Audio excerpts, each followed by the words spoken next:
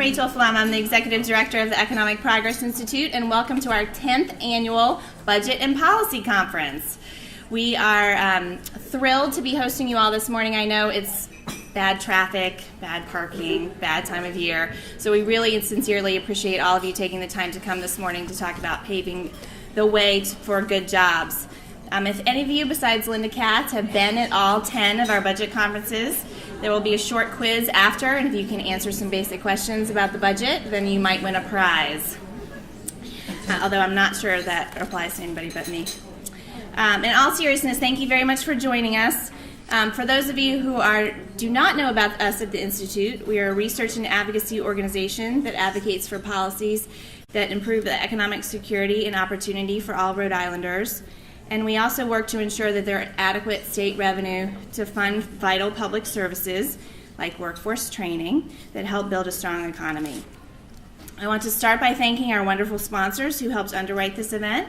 We have 24 sponsors this year, which we're extremely proud of. A big thank you to our gold and silver sponsors, Neighborhood Health Plan, who's here, who has a whole table of folks. Thank you very much. United Healthcare Community Plan is also here. Thank you, United. SCIU 1199, AFL-CIO, and the Roman Catholic Diocese of Providence.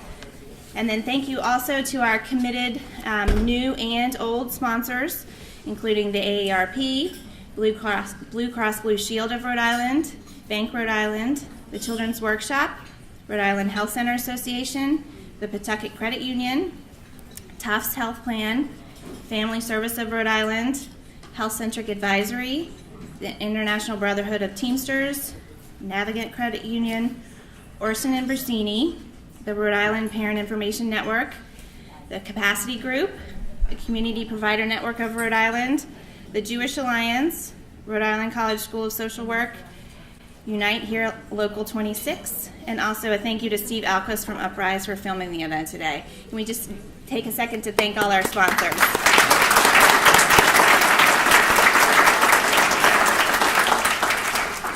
I also want to thank our philanthropic partners, including the Rhode Island Foundation and the United Way, both of whom have representatives here today.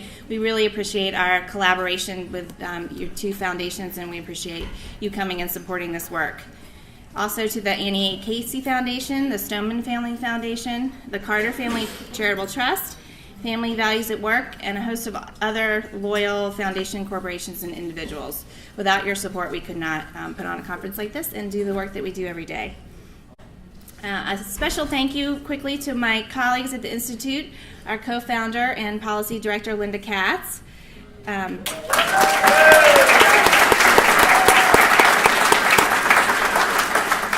Doug Hall, who's our director of economic and fiscal policy, and who's roaming around with a camera. Thank you, Doug.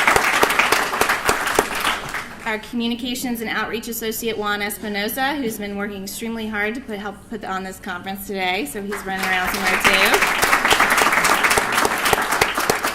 And thank you also to Karina Tordoya, our administrative assistant, Leanne Laparle, who's our graduate assistant, and also Meg Rigo, who's my little mentee, who are out at the front desk getting your name badges and information.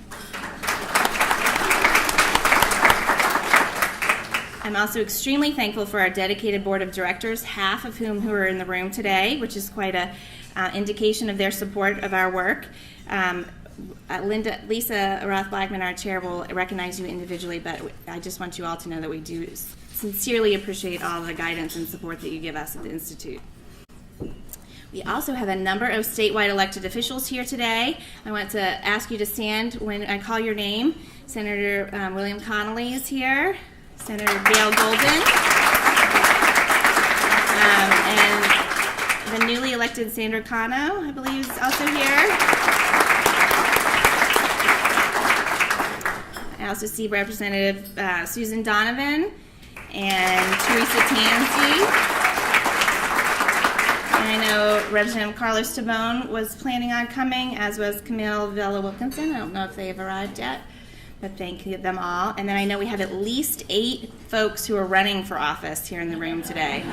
So we hope you all get elected and have workforce development as the top of your priority list.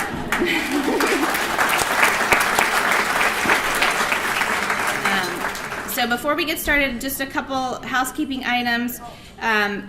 They are going to have a plated breakfast that will come around shortly, and they will be serving coffee. There's also coffee in the back of the room. We will not take a formal break, but during transition periods, feel free to get up and refill. The restrooms are just right out here to the right. And I also want to say a quick thank you to the wait staff who is serving us today. Without them, we wouldn't be eating or drinking, so thank you. All right, so let's get the conversation started, and I wouldn't be a social media person without saying, please feel free to use our hashtag BudgetRoadmap2018 on Twitter if you're so inclined. And now it's my pleasure to introduce Lisa Roth-Blackman, who is our board chair and has been for many years, including my entire tenure as executive director.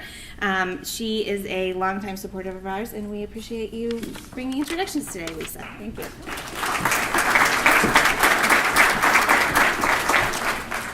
Good morning, everyone. Thanks, Rachel. It's a pleasure to be here, and I'm really glad all of you are here to dig into some of this important information and important work that we're doing together. As Rachel said, I'm the board chair of the EPI and have been on a couple tours of duty, but most recently since 2015. I do want to recognize the fellow board members that are here, so if you can just stand briefly as I call your name. Carolyn Mark, Jeff Levy, Eric Hirsch, I'm not sure I've seen Eric yet this morning. Jessica Holden-Sherwood, who I did see in the back there. Julie DeBerry. Julie, are you here yet? Not yet. And Matt Shoemate.